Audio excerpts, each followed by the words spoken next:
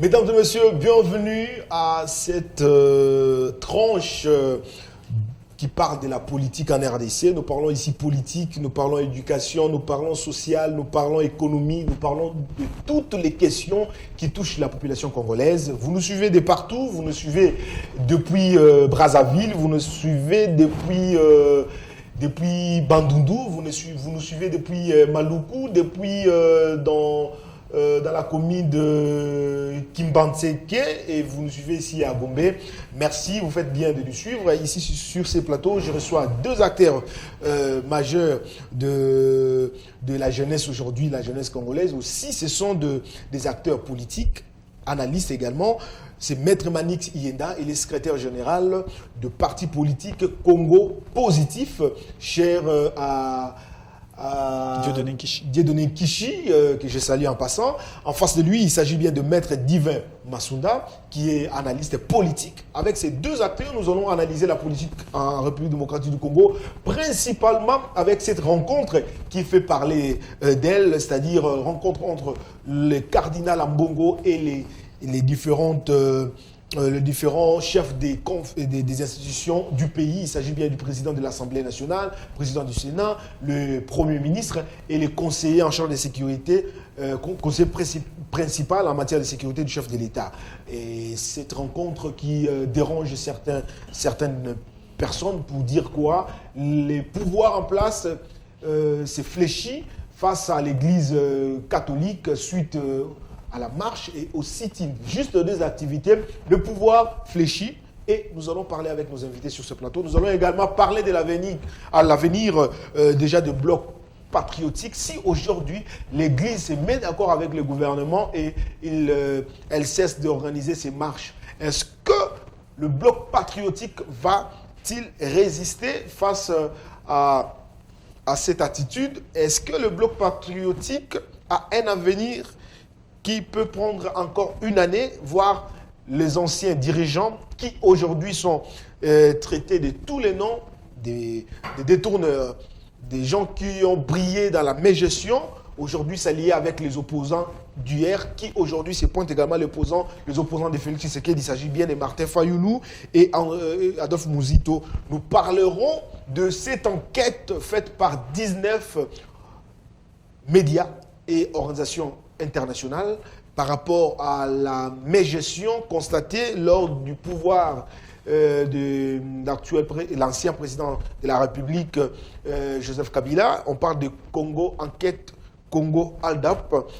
Aujourd'hui, ce sont ces questions qui nous réunissent sur ces plateaux. Merci pour mes invités d'avoir répondu à ces rendez-vous. Je commence avec Maître Divin. Rencontre Ambongo et les confessions, et Ambongo et les chefs des institutions du pays. Donc, je parle là du président de l'Assemblée nationale, Sénat, Premier ministre et la présidence. Comment vous analysez cette rencontre? Les hommes sont censés toujours se parler entre eux lorsqu'ils ont des problèmes. Le Congo appartient à nous tous. Monseigneur Ambongo est congolais. Les animateurs des institutions de notre pays sont congolais.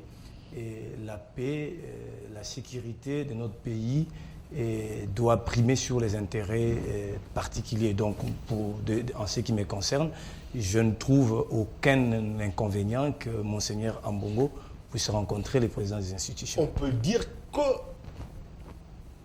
la politique, les régimes actuels, le gouvernement, c'est fléchi, c'est... comme on dit, il y a eu les rétropédalages par rapport à ces différentes activités organisées par l'Église catholique. Aujourd'hui, il s'est dit non, on doit avoir l'Église catholique parce qu'on ne peut pas faire l'opposition à cette confession. Je ne dirais pas que le régime a fléchi ou il y a rétropédalage, d'autant plus que depuis que M. Félix Antoine Tshisekedi est au pouvoir, les marches des opposants n'ont jamais été réprimés, la police n'a jamais tué quelqu'un, il n'y a pas bain de sang, les marches sont toujours autorisées. Il y a 2 jours, j'ai vu un groupe de Congolais qui a manifesté devant les sièges de la CENI. Mais comme j'avais dit, tantôt, les hommes sont appelés à dialoguer. Monsieur Ambongo, c'est un Congolais, et s'il veut rencontrer ses frères congolais, il n'y a pas de mal à ça. Je ne pense pas que le régime a fléchi, mais la sécurité de l'État prime sur les intérêts particuliers des individus. Manix, on peut dire aujourd'hui que le gouvernement a eu peur Non, mais pas de du tout. faire volte-face à l'Église catholique. Pas du tout. Moi, j'ai toujours interdit aux gens de vouloir mettre la guerre, de mettre en collision l'Église avec l'État, parce que l'Église ne peut pas déclarer la guerre contre l'État. L'Église catholique a toujours été un partenaire d'État. L'Église a toujours relayé l'État dans les différents coins où l'État ne pouvait peut-être pas intervenir. Vous savez, l'implication de l'Église en ce qui concerne le domaine de l'éducation, le domaine de la santé. L'Église a même participé dans les différentes tables rondes politiques, tout en commençant par la conférence nationale souveraine, où on a considéré l'Église comme l'arbitre de la scène politique, caractérisée de toutes les différentes crises politiques diversifiées. L'Église est un partenaire de la RDC, est un partenaire des officiels de notre pays. Alors, parler des rétropédalages, parler de l'insoumission du gouvernement, parler de la déclinaison des autorités de l'État face à l'Église, ça, c'est une façon de voir les choses à côté de la plaque. Parce qu'aujourd'hui, d'ailleurs, c'est l'Église qui fléchit devant l'autorité de l'État. Aujourd'hui, on a compris que le gouvernement a voulu doter à l'Église une sorte de boîte de sauvetage. Parce qu'en réalité, le processus ne va pas reculer. Le processus électoral ne va pas reculer parce que le caprice de l'Église, c'était face aux enjeux électoraux. Et l'État a voulu imposer sa contrainte publique tout en respectant les règles de jeu relatives à l'organisation des élections. Ici, je parle à l'occurrence de la loi qui organise la CENI. Et donc, aussi longtemps que le processus avance, eh ben, c'est l'Église catholique qui revient justement au bon chemin. Nous, en tant que politiques, nous avons toujours demandé à l'Église de ne jamais transformer la soutane en costume politique, les discours politiques qui devraient être l'apanage des acteurs politiques, ce n'est pas quelque chose qui devrait être diligenté ou prononcé par les prélats de l'Église catholique. Et donc, aujourd'hui, moi je pense que l'Église catholique est revenue au bon sens et nous devons le considérer comme le partenaire de taille, le colistier de l'État, parce qu'il a toujours été important dans les différents contextes socio-économiques de notre pays. Et lorsqu'on parle, lorsque le cardinal dit que maintenant nous revenons à la case de départ, ou bien nous commençons avec de nouvelles bases, comment vous comprenez cela? Non, mais c'est comme ça que je vous ai dit, il ne faut pas voir le discours du cardinal au premier degré.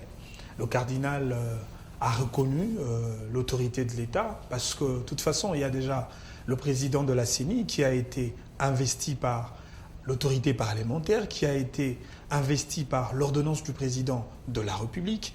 Et donc, à ces niveaux, nous devons avancer avec le processus. L'Église va accompagner le processus électoral pour doter aux Congolais, effectivement, des élections crédibles, transparentes et participatives. Je pense que l'Église se donne aujourd'hui la mission de consolider, effectivement, le patrimoine démocratique que nous avons déjà commencé avec l'alternance démocratique que nous considérons comme un acquis important que nous devons sauvegarder à bon escient. Et aujourd'hui, dans cette lutte de consolider notre démocratie, l'Église sera un acteur de taille. Et donc, je pense que l'Église devra accompagner la vision du président de la République et la vision du gouvernement en place pour permettre aux Congolais, effectivement, de trouver des solutions aux problèmes des Congolais. Parce que je vous ai dit tout à l'heure que l'Église est un partenaire de taille de l'État congolais. Maître, vous ne pensez pas qu'aujourd'hui, avec les discours de Ambongo, cardinal Ambongo qui dit que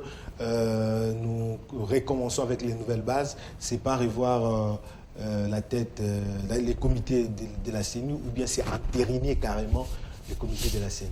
Le cardinal Ambongo s'est rendu compte de ses erreurs, c'est ce que ça veut dire. Ils ont commis beaucoup d'erreurs.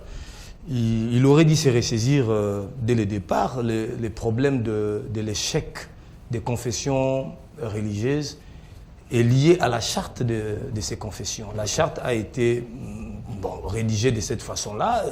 Toutes les confessions religieuses étaient sur les mêmes pieds d'égalité. Ils ont voulu les deux confessions religieuses l'Église catholique et l'Église protestante, ont voulu avoir primaire sur les autres et ça n'a pas marché.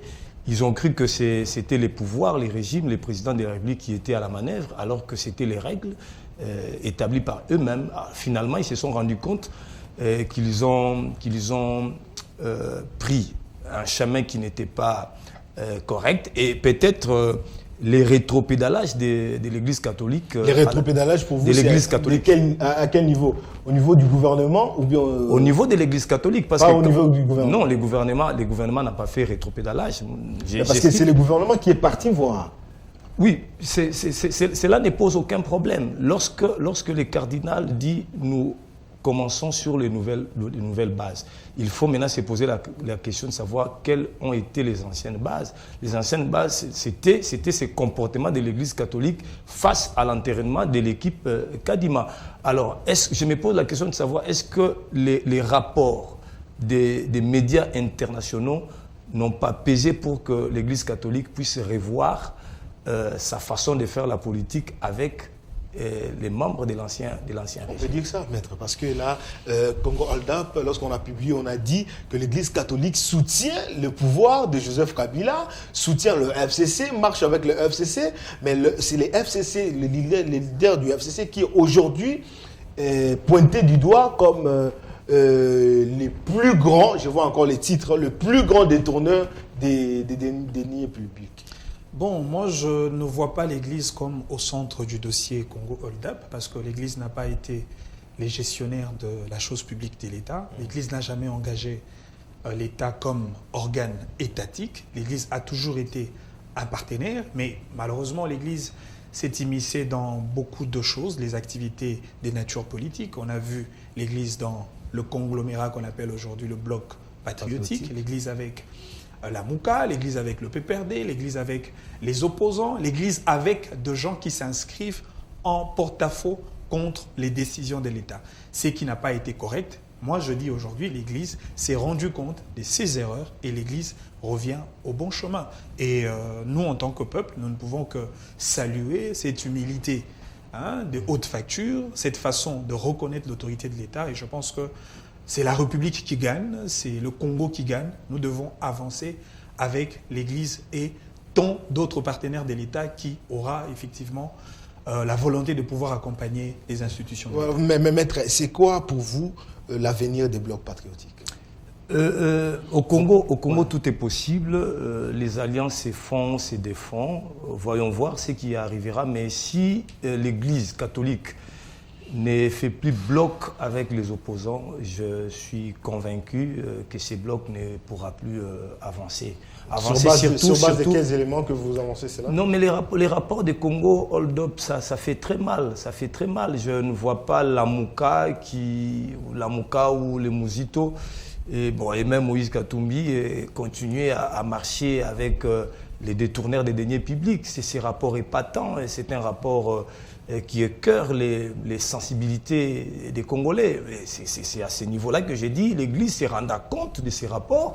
Elle s'est dit, mais comment est-ce que je dois continuer à marcher? Parce que tout le monde disait que c'était des détourneurs, mais on n'avait pas assez d'éléments. Maintenant, les éléments ont été livrés à la place publique. Et cette Église qui allait continuer à faire des marches avec les détourneurs des deniers publics allait être mal vue au sein de la population. Selon vous, quel doit être le comportement de la justice face à cette révélation de Congo Hold Up? Je me pose la question de savoir pourquoi jusqu'à présent le ministère public ne se saisit pas d'office du dossier, parce que cela relève aussi de ses compétences. Toutes les personnes qui ont été citées dans ces rapports n'ont pas d'immunité. C'est pas parlementaire. Est-ce qu'on a cité Joseph Kabila nommément? Non, il n'a pas été cité directement, mais la question qu'on se pose, si lui, en tant que garant du bon fonctionnement des institutions, chef de l'État qui avait toutes les informations, n'était pas au courant de ce qui s'est passé à la BJFIBAN.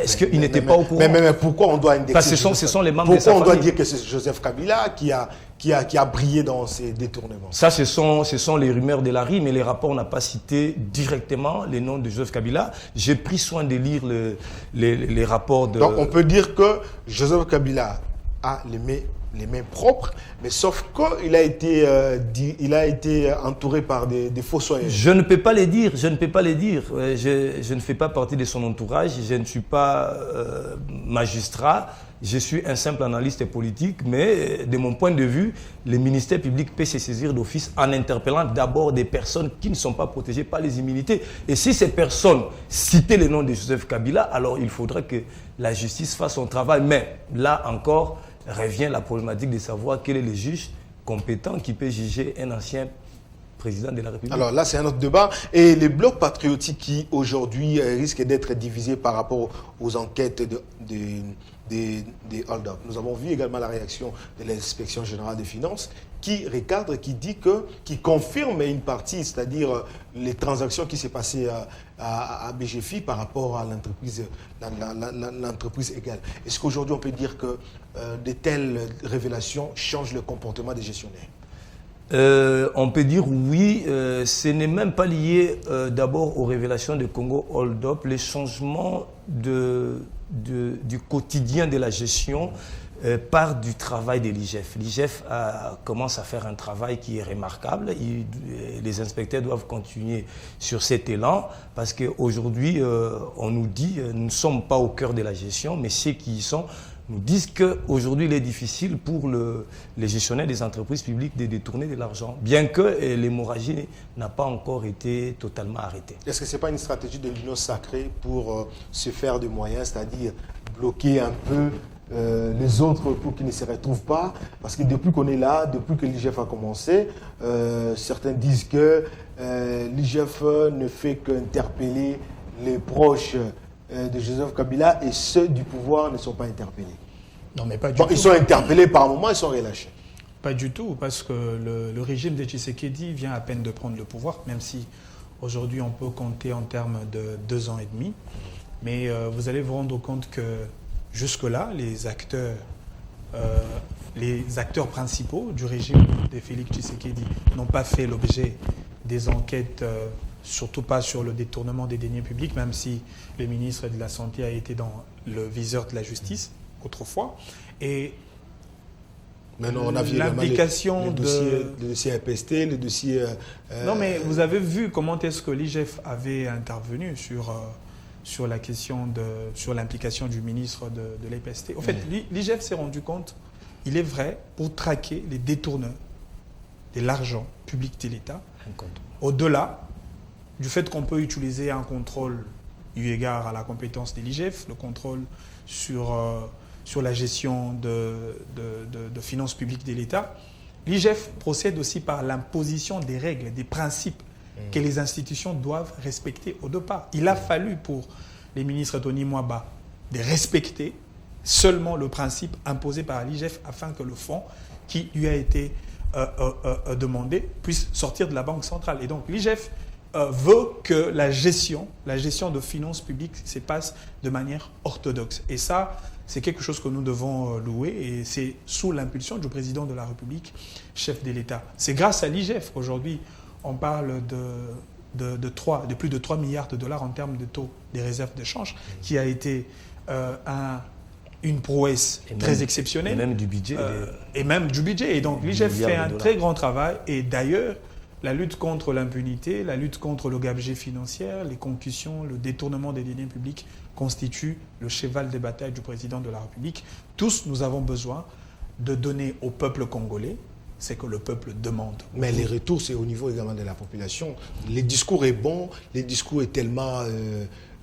ça flatte, mais au niveau de la population, cela n'est pas ressenti. Non, mais c'est parce que le problème du Congo est tellement profond. Je vous ai toujours dit que là, on dirait que Kabila n'avait pas tort. Non, mais Kabila a trouvé le pays qui était déjà dans un état de maladie. Le Congo était déjà malade. Mais lui a rendu le Congo dans un état de coma, dans une situation de paralysie totale. Et donc, l'une des grandes missions majeures... Mais Kabila n'a pas laissé la guerre. Non, mais Mais Kabila a laissé la guerre. C'est sous Kabila qu'on a considéré le Congo comme la capitale de viol fait à la femme. C'est sous Kabila qu'on a fait une statistique de plus de 6 millions de morts qu'on a tués dans la partie Est. Sous Kabila, on n'a jamais entendu de grandes décisions comme l'état des sièges. Sous Kabila, on n'a jamais senti une réaction tous azimuts du président de la République qui se préoccupe de la situation sécuritaire de la partie Est. Vous avez entendu la réaction de Félix Tshisekedi. Il a dit « Je suis prêt à mourir pour la sécurité des Congolais ». Lui-même s'est rendu là-bas. Et d'ailleurs, M. Tshisekedi a même demandé au service de sécurité de pouvoir participer dans le front des ripostes contre les ennemis de la République. Malheureusement, le service de sécurité a demandé au président de la République de se retirer. Et donc, le président de la République a fait preuve du patriotisme, d'un amour incommensurable par rapport à la vie de Congolais de la partie Est. Et donc, point n'est besoin de comparer le président Tshisekedi au président Kabila parce que ce serait risqué de comparer les torchons à la Serbie. Mais aujourd'hui, lorsqu'on Monsieur Tshisekedi travaille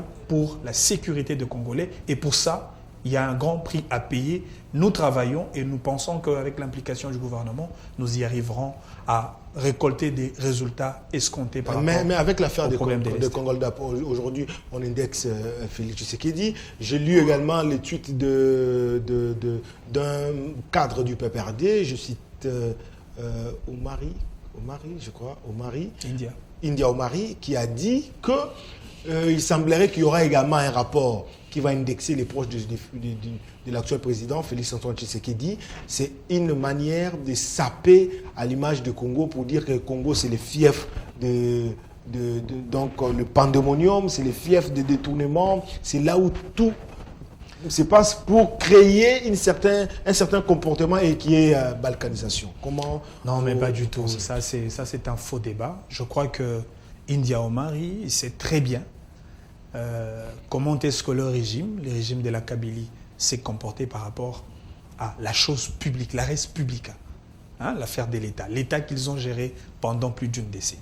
Ils ont saigné les trésors publics de l'État. Et d'ailleurs, vous savez, l'Union sacrée aujourd'hui, l'Union sacrée n'est pas un cadre qui blanchit les détourneurs de l'État. On parle de l'Union et on parle de sacré. Et donc, c'est une affaire de gens qui sont remplis des mains propres. Vous êtes le sûr, président de la République... Vous êtes sûr, il y a des cadres du FCC qui ont détourné, qui ont volé, et qui ont géré avec un mauvais comportement de la bonne gestion des biens de l'État. Mais aujourd'hui, ils se retrouvent à l'Union sacrée et ils sont blanchis, si on peut le dire. Non, pas du tout. Je peux vous rassurer, s'il y a des gens dans ce gouvernement, Samalou Konde, qui sont cités dans ce rapport, nous, communicateurs de l'Union sacrée, nous serons le premier à dénoncer ce genre-là. Tshisekedi vous a dit même avant qu'il ne soit président de la République, il nous a dit, même si aux Amastananga, ceux qui ont yibimbongo à l'État, et donc, nous, on n'est pas là pour blanchir les gens. Ce qui est vrai, les régimes des Kabila, ils ont torpillé, ces gens-là ont torpillé l'argent de l'État. Vous avez entendu, lorsque le rapport a cité l'implication de la société égale, c'est une société de Mama Olive Lembe. Cette société qui a été créée dans des contextes que nous connaissons tous. Et ça, c'est quand même déplorable. Parce que la grande question qu'on va se poser, qui est Mama Olive Lembe?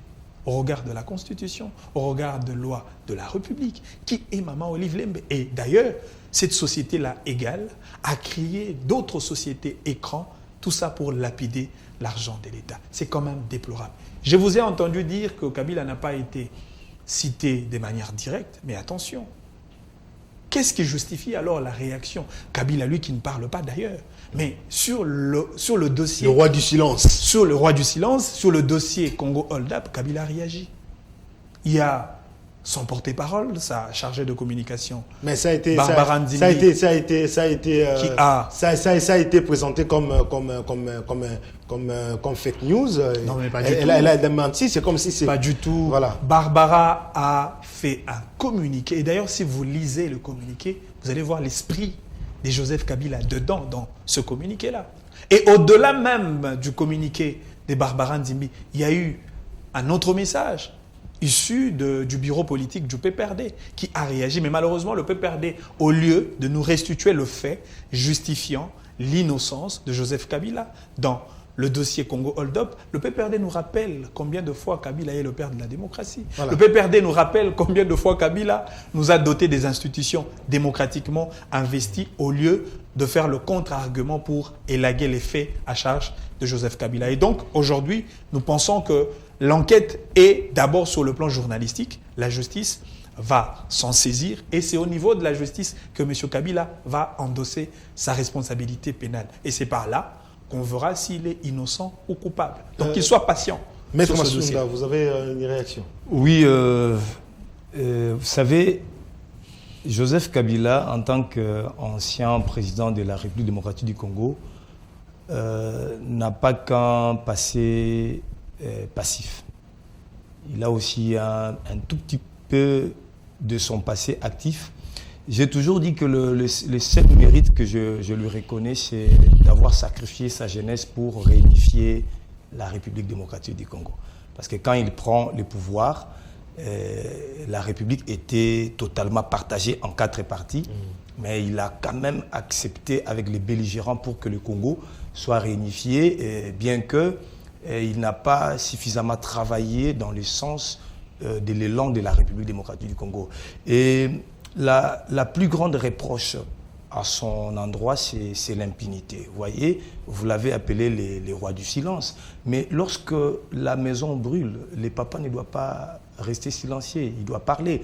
Lorsque rien ne marche dans la famille, le papa doit parler. Vous savez, la toute première personne en République démocratique du Congo qui avait révélé à la face de la nation et du monde que plus de 15 milliards de dollars américains sont détournés, ce n'étaient pas les médias étrangers. Ouais. C'était M. Nuzolo Bambi, mon professeur, le professeur de M. Manix Yenda Bofaya. Et à l'époque, il était qui? Il était membre du PPRD, un haut cadre du PPRD, et il était, je crois, coordonnateur d'une structure. Mais toutes ces personnes qu'il a citées aujourd'hui, ils n'ont jamais été inquiétés. Mais c'est ça. On a vu également dans son rapport Moïse Katumbi. Mais c'est ça il a cité les gouverneurs, les anciens gouverneurs. Ils n'ont jamais été inquiétés. Mais est-ce qu'aujourd'hui, la justice peut se saisir de ce dossier ou bien rappeler un peu les rapports de Nuzolo Bambi? Bien entendu, la justice, c'est pourquoi je m'étonne que jusqu'à présent, le ministère public ne sait pas se saisir d'office. Je vous dis, j'ai pris le temps de lire les rapports sur les sites de RFI. Il y a la précision, on cite des noms de gens. On donne même les dates, on donne les montants, on donne comment est-ce qu'on a décaissé, tel montant est allé dans tel compte pour telle chose. On vous donne même les précisions sur les biens immobiliers qui ont été achetés avec l'argent du contribuable congolais aux États-Unis et en Afrique du Sud. Alors, le ministère public peut se saisir du dossier parce qu'il y a des personnes qui ont été citées qui n'ont pas d'immunité. Si ces personnes citées, nommément Joseph Kabila, moi je pense que tôt ou tard, il doit être interpellé. Parce que si nous continuons à consacrer les régimes de l'impunité, dans laquelle la justice ne peut pas juger un certain nombre de personnes, alors rien ne pourra arrêter Est-ce que ce n'est pas parce que Joseph Kabila n'entretient plus de bonnes relations avec la communauté internationale, si on peut dire les Occidentaux beaucoup plus, c'est pour cela, c'est une manière de saper à son image. S'ils n'ont jamais volé, si ces preuves-là n'existaient pas, même s'ils n'entretenaient pas de bonnes relations avec la communauté internationale, est-ce que ces médias allaient publier ce genre de rapports? Le problème, c'est nous. C'est nous, messieurs les journalistes, c'est nous qui volons, ce sont les Congolais qui volons. Et lorsque vous volez, que voulez-vous? Vous savez que les ordinateurs de ces banques, même de nos institutions, même les téléphones que nous portons, ce sont les Occidentaux qui fabriquent cela. Ceux qui mettent dans ces téléphones, nous ne savons pas. Ils sont en mesure de prendre toutes les informations qui se trouvent dans nos ordinateurs, dans nos serveurs. Lorsque vous volez, lorsque les transactions financières sont obscures, que voulez-vous? Les services des renseignements peuvent mettre la main dessus. C'est à nous de cesser de voler. Nous devons nous remettre en question. Est-ce que nous sommes humains ou nous sommes animaux? Pourquoi détournons-nous l'argent du peuple congolais? Moi, je suis contre les gens qui estiment qu'on doit abolir complètement la peine de mort. Parce que devant de telles situations, je suis convaincu que le remède serait de pendre les gens en public. Vous avez détourné l'argent de l'État, on doit vous pendre en public. Et celui qui achète la corde de votre pendaison doit être un membre de la famille. Et ils doivent assister à la pendaison. Voilà. Alors maintenant si à 18 ans, si en 18 ans, on parle, si soit 18 ans ou 15 ans, on parle de 136 millions détournés. 138 millions. Hein? Plus de 138 Plus de 138 millions détournés. Mais en 2 ans, on a jugé un proche du chef de l'État pour détournement de 57 millions. Donc on dira que ce régime n'est pas non plus épargné. Non, mais ne restons pas sur des supputations, sur des spéculations. Mais nous connaissons tous mais les cas de dossiers. 57 millions, ce n'est pas une spéculation. Il y a un procès qui Voilà, a il y a été, un procès. qui a été suivi par la population congolaise. Il y a des gens qui sont condamnés. Voilà. Monsieur Caméré, C'est l'ancien sur- directeur du les cabinet dossiers du chef 57 d'État, il est millions. en prison. On a parlé Et la monsieur Jamal. République avait déboursé 400 millions, mais la réalisation de ces fonds déboursés, dépensés, ça n'a jamais été vu. Non, mais pour l'affaire de Vital Kamerhe, par exemple, la justice a fait un travail. Il y a eu le contrepoids de ces systèmes nocifs à l'État, l'impunité, la corruption, les détournements, le gabegie financier. Oui, le problème, ce n'est pas les institutions. Le problème, c'est au niveau des animateurs. Oui, nous avons des animateurs qui n'arrivent pas à préserver l'intérêt général de la population. Oui, nous n'avons pas des animateurs qui n'arrivent pas à faire preuve d'une certaine orthodoxie dans la gestion de finances publiques de l'État. Mais attention, la différence aujourd'hui, comparablement au régime d'hier, c'est au niveau de l'impunité, au niveau de la récréation infinie que nous avions assisté sous le régime de Joseph Kabila. Dans le régime de Joseph Kabila, il n'y avait qu'une seule sanction. Si vous volez en tant que ministre de la Justice, la sanction que Joseph Kabila va vous donner, il va vous faire déplacer du ministère de la Justice vers le ministère de l'Environnement. Si vous avez volé là-bas, il vous nomme son conseiller spécial en matière de... C'est ça l'impunité, c'est ça la récréation infinie. Mais sous Joseph... Est-ce que ces comportements, on le trouve pas aujourd'hui? Non, mais pas du tout.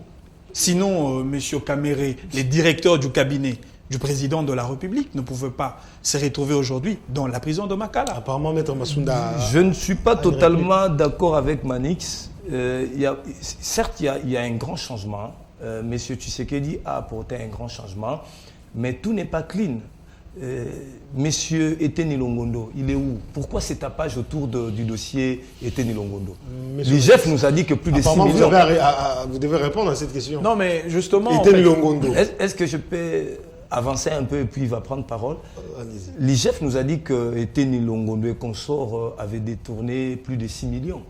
Il a été arrêté. Pourquoi? Jusque-là, le peuple congolais ne sait pas pourquoi il était en prison. On les libère comme ça, alors que l'IGF a fait son travail. La justice aussi a commencé. Devait être rigoureuse. Malheureusement, il s'est retrouvé à Bakala. Voilà. Monsieur Kamerhe a sollicité la liberté conditionnelle. Jusqu'aujourd'hui, il ne l'a jamais obtenu. C'est là. Mais monsieur Eteni Longondo, membre de l'UDPS, c'est l'UDPS qui devait être un modèle.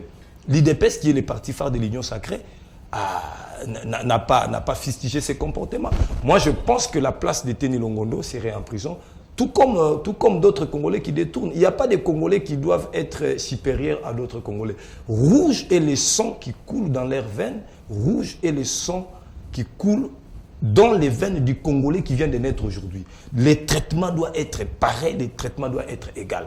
Mais je reviens pour dire qu'il y a un grand changement par rapport à la justice. Ce que nous voyons aujourd'hui, on n'a jamais vu cela à l'époque de Joseph Kabila.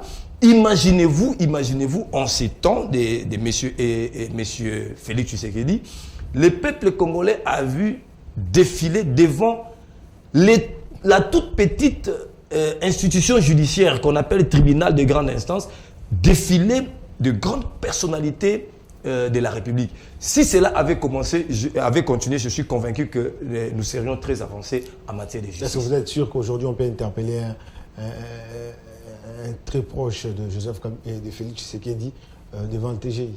Bien sûr, on a vu cela avec Vital Kamerhe. Il y a un ancien membre, je crois, de la maison civile du président qui avait détourné, je crois, 2 millions ou 3 millions, qui était arrêté. Bon, on ne sait pas s'il avait aussi obtenu la liberté conditionnelle, mais il était arrêté. On parle également d'un des proches de Félix Tshisekedi qui était président de APLC, je crois. Voilà, donc donc Agence pour la lutte contre la corruption, à cause des $30 000. 30 000 $, il a été, je crois, limogé. Et là, je donne raison à Manix. Avec Kabila, c'était celui qui volait était promis. Nous connaissons l'histoire des 30 millions de dollars de la SNL et des réseaux de communication. Et ceux qui étaient cités, ils ont eu des promotions jusque pendant que nous parlons. Mais ce n'est pas le cas avec Félix Tshisekedi. Sauf que la justice doit être pareille pour tout le monde. Manix, Congo positif, c'est l'anti-chômage. Alors aujourd'hui, le chômage bat son plein, mais on parle de réserve, on parle de mobilisation des recettes. Le président voyage beaucoup, on voit les activités organisées, des forums, tout ça. Mais la population crève de faim comme pas possible. Vous êtes à l'aise? Non, mais écoutez... Et parce que vous êtes à l'Union Sacrée, vous vous présentez à l'Union Sacrée parce que vous soutenez la vision. Mais est-ce que là, vous vous retrouvez aussi? Bon, vous savez, le problème de bien-être de Congolais, ce n'est même pas un problème des clivages, tout comme de tendance. Au-delà du fait que je sois du régime de Félix Tshisekedi, de l'Union Sacrée, au-delà du fait que mon frère, je donne un exemple, qu'il soit de l'opposition, tous nous avons un seul... Je donne un exemple. Tous nous avons un dénominateur commun, le Congo, la République démocratique du Congo. Et donc, le problème du Congo nous préoccupe, nous tous. Je vous ai dit que M. Tshisekedi a trouvé le pays dans un état de coma, de paralysie totale, où tout le secteur de la vie nationale sont considérés comme de vrais chantiers, avec des vrais et de grands problèmes. Et donc, s'il faudrait résoudre le problème du Congo, surtout pour le problème du social, parce qu'on s'intéresse beaucoup plus sur le social, c'est ce qui est beaucoup plus important, parce que dans le social, il y a la santé, il y a l'éducation, il y a la sécurité alimentaire, il y a presque tout ce qui concerne le peuple de manière très directe. Il y a tout. Mais attention, pour véritablement répondre au problème ou à la problématique du social, il faut que notre système économique soit un peu à la hausse. C'est comme ça que le président de la République a axé sa stratégie en termes de gouvernance, bien entendu, sur le levier économique. Il faudrait donner à notre pays une certaine capacité financière énorme pour répondre aux problèmes du social. Je donne un exemple, par exemple, la gratuité de l'enseignement primaire. Oui, c'est vrai, on parle de la gratuité de l'enseignement primaire, mais attention, l'argent qui recouvre la prise en charge des enseignants et de l'enseignement congolais en général, cet argent-là ne vient pas du ciel.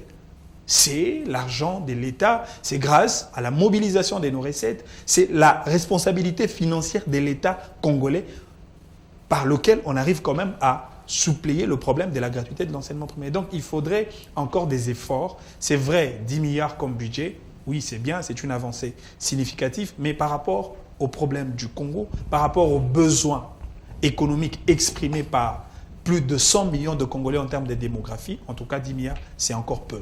Oui, nous avons réalisé plus de 3 milliards de dollars comme réserve de taux de change. Oui, c'est bien, c'est un progrès, c'est une prouesse économique énorme et historique même, parce qu'on ne l'a jamais réalisé dans le temps, mais c'est encore peu au regard de problèmes exprimés par le Congolais. C'est comme ça que nous disons, avec le président Tshisekedi qui donne l'impulsion, avec le président Tshisekedi qui compte sur les animateurs du gouvernement, je pense que ceux-là doivent encore faire des efforts pour donner aux Congolais ce que le Congolais attend sous la formule du peuple d'abord. Le peuple veut l'électricité, le peuple veut de l'eau, mais il nous faut une grande capacité financière. Et il faut combien de temps? Non, mais il ne faut combien de temps? Parce que la population, c'est là. Ne faisons pas les calculs de temps, sinon on risque de comparer les 18 ans plus les 32 ans de M. Mobutu pour effectivement voir si on est en mesure de répondre aux problèmes socio-économiques du pays. Il faut l'engagement, la détermination et le sérieux de nos dirigeants. Nous plaçons notre confiance sur le président de la République et nous pensons que le président de la République, avec l'amour qu'il a pour le Congo, on va décanter les vrais problèmes de Congo. Il faut encore combien de temps? Non, mais il suffit un mandat et nous sommes dans le mandat. Parce qu'avant 2023, on va se rendre devant ce peuple au nom du principe de la redevabilité. Le peuple va nous poser de grandes questions par rapport au bilan. Et nous allons dire au peuple congolais, par rapport à ce que nous avons fait sur le plan politique, sur le plan de la justice, sur le plan économique, sur le plan social. Et donc, laissons le temps. Et déjà là, lorsque vos anciens alliés ou bien ceux-là qui dirigeaient hier, aujourd'hui, commencent à marcher contre vous, parce qu'hier, vous les avez traités des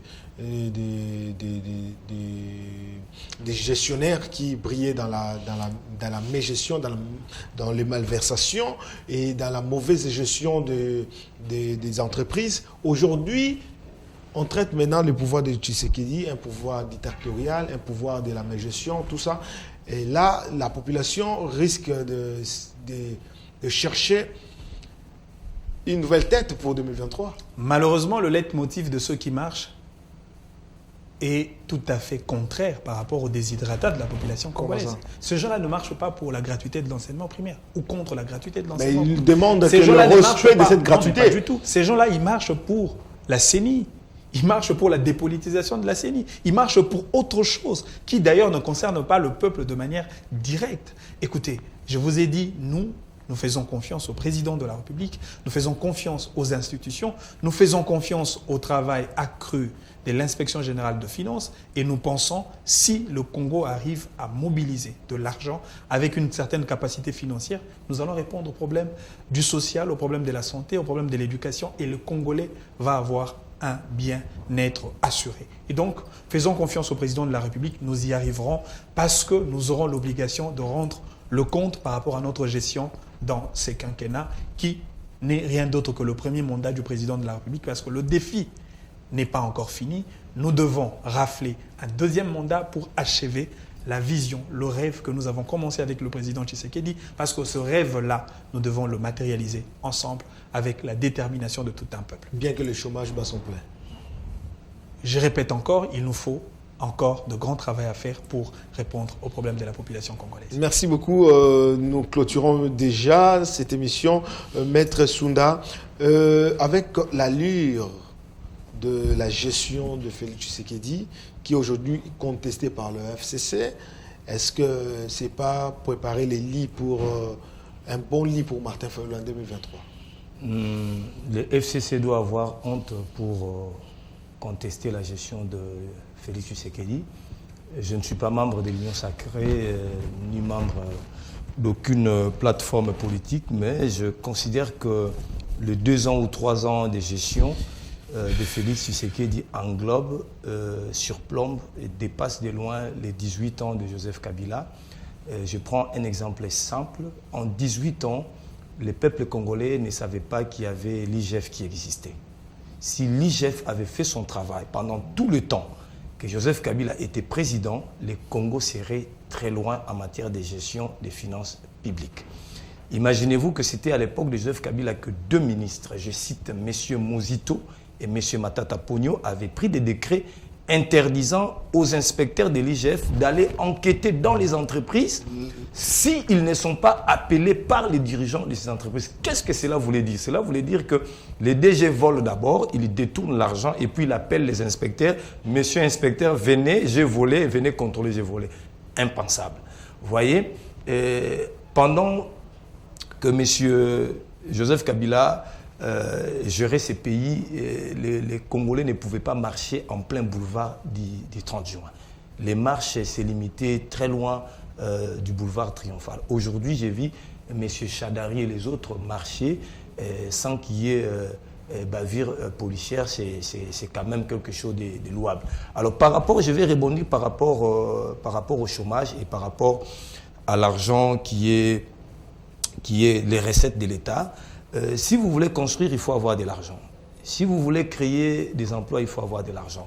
Je suis convaincu que la politique de l'actuel président, c'est d'amasser d'abord l'argent, parce que M. Luzolo Bambi nous avait dit que 15 milliards, même plus, sont détournés chaque année.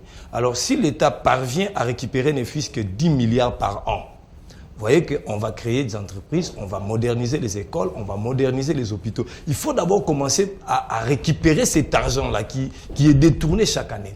Et je suis convaincu qu'il est dans cette démarche. Et il faut, pendant que l'argent entre dans les caisses de l'État, verrouiller les portes pour que pour que l'argent ne soit pas volé. Et quand on vole, il faut arrêter. Et quand on arrête, on juge. S'ils ont détourné, il faut pendre. Je répète, il faut pendre. Est-ce que ce comportement va continuer, c'est-à-dire de la bonne gestion des finances publiques? Ça dépend de la volonté du chef de l'État. Si le chef a cette volonté, c'est difficile, c'est dur, mais il doit s'entourer des personnes qui ont aussi sa vision. Et je suis convaincu... Oui, vous êtes convaincu? Je suis convaincu qu'en 2023, s'il a une majorité assise au niveau du Parlement, sa gestion sera de plus en plus excellente. Alors, pour vous, comment faire pour qu'aujourd'hui, l'Inspection générale des finances travaille comme tout organe du pays qui ne doit pas seulement dépendre du chef de l'État pour mieux faire son travail, et ça doit être un service qui travaille, peu importe le président qui viendra à la tête du pays, travaillera et puis va rendre ses rapports publics, et pour que cette dynamique ne soit pas cassée. Il faut qu'il y ait la conscience nationale et patriotique de nous tous. Il faut insérer la moralité et l'éthique dans la gestion des affaires publiques, et il faut, je prône pour que les peuples congolais se retrouvent autour d'une table. Je ne parle pas des politiciens, mais je parle plus des penseurs, des Congolais, il faut un dialogue. Surtout des scientifiques, non pas pour dialoguer à la manière des politiques, mais pour élaborer ce que j'appelle le pacte national, qui sera un projet qui va inscrire le développement du peuple congolais dans un espace de 200 ans. Il faut projeter le Congo dans un espace de 200 ans, créer un rêve congolais et réunir tous les Congolais autour d'un rêve commun. Et c'est ce pacte-là qui sera, même au-dessus de la Constitution, qui sera le conducteur de toutes les actions des politiciens. Et aussi, il faut réduire les partis politiques. Et les partis politiques sont trop nombreux, inutilement, juste pour freiner la volonté de ceux qui nous dirigent. Là, vous voulez taquiner également le parti politique de Yenda? Non, pas du tout. Bon, je ne m'adresse pas directement à Maître Manix, mais je suis d'avis que la prolifération des partis politiques n'aide pas les pays à décoller. Nous n'avons pas besoin... Imaginez-vous que le Congo n'a qu'un budget de 10 000 milliards pour 2022, mais nous avons plus de 850 partis politiques, alors que les États-Unis, qui ont un budget de plus de 1000 milliards, n'ont que 2 ou à la limite 3 ou 4 partis politiques. Que font ces partis politiques?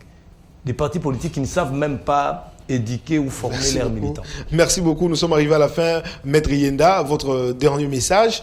Aussi, je rappelle que vous êtes le secrétaire général de Congo Positif, qui est un parti politique qui prône pour le changement en luttant contre le chômage. Et vous êtes un parti politique qui n'est pas parti mallette. Pas du tout. Congo Positif, c'est un grand parti. Si nous luttons contre le chômage, parce que nous regardons le travail comme une recommandation divine. La Bible nous recommande de travailler. Les travail comme une recommandation constitutionnelle, parce que l'article 36 de notre Constitution considère le travail comme un droit et un devoir sacré, et le travail comme l'un des éléments identitaires de notre pays, parce que nous avons comme devise justice, paix et travail. Congo Positif porte le travail comme son cheval de travail, son cheval de bataille, son modèle de gouvernance. Si demain notre parti prend le pouvoir, pourquoi pas au niveau de la présidence aussi. Non, mais pas du tout, parce que nous sommes un parti politique porteur d'une vision, porteur d'un projet de société pour le pays, et donc si pas au niveau de la législative nationale tout comme provinciale, Congo Positif peut aussi rafler la majorité présidentielle pour diriger le pays. Congo Positif était hier au FCC. Oui, Congo Positif. Pourquoi se retrouve aujourd'hui proche de Félix Tshisekedi? Parce que nous avions consenti une dichotomie de gestion et de philosophie politique. Congo Positif a travaillé... C'est pas parce que vous ne vous retrouvez pas à l'époque, et puis aujourd'hui, vous voulez maintenant tenter, si on peut vous donner même un poste là. Notre parti s'appelle Congo Positif. Notre combat, c'est pour imprimer un cliché positif. Mais malheureusement, les régimes du Front commun pour le Congo a travaillé pour imprimer un Congo négatif. Mais Déjà, vous, sur le plan de vous êtes conception, ancien membre du FCC. Nous sommes anciens membres du FCC, mais nous avions consenti. Aujourd'hui, vous critiquez quand même le Non, mais c'est parce que nous sommes un Congo positif. Le FCC, c'est le Congo négatif. Donc vous êtes déconversé comme les... Ils ont progressé. Non, mais pas du tout. En fait, nous... Donc il y a progression, pas conversion. Non, il n'y a même pas question de progression, parce que nous sommes là pour accompagner les institutions de la République. Mais aussi, combien de fois nous avions proposé en termes de recettes thérapeutiques par rapport au fonctionnement normal de l'État. Nous avons formulé des demandes, des réformes, des restructurations, de projets auprès de ceux qui détenaient les bateaux de commandement. Malheureusement, aujourd'hui, on vous écoute.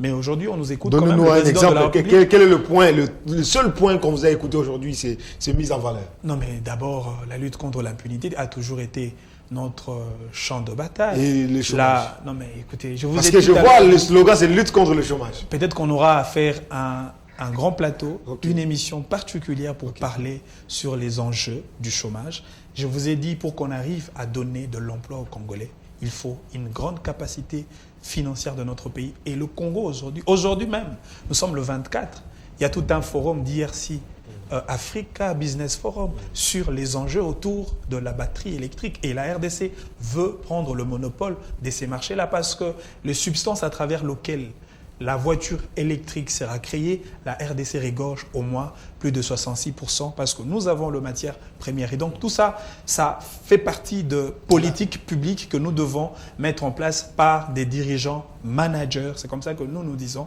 Nous faisons confiance au président de la République et à son gouvernement parce qu'on arrivera à un point où nous allons parler du Congo comme solution et non comme problème. Merci d'avoir répondu à notre invitation. C'est à moi de vous dire merci. Merci à Maître Divin Massunda d'avoir également répondu à cette invitation. Merci également à vous qui nous suivez à partir de Kinshasa ou ailleurs. Merci à toute l'équipe qui a travaillé pour que nous puissions vous présenter cette tranche de duel qui est une émission qui vous présente la situation politique et économique du pays, aussi sociale. Merci à toute l'équipe. Là, je vois Philémon Nzaou, qui aujourd'hui est très content parce qu'il quand même il y a un coucou. Et je salue également Issa Caleb qui a travaillé pour la prise de vue. Merci et nous nous retrouvons déjà à 22h la rediffusion et nous nous retrouverons le vendredi à la même heure. Merci de nous avoir suivis et à la prochaine.